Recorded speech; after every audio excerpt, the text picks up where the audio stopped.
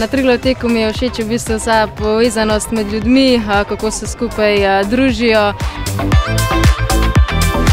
Ja, če se prijavimo na Triglav tek, s tem naredimo lahko dvoje. Ena je v bistvu tista češnja na tortici po našem zaključku priprav na Triglav tek, ali pa tudi, če sami tečemo, imamo nek cilj. Pa mislim, da se je treba kar na Triglav tek prijaviti, ker je to en najlepših tekov, poteka res v naravi.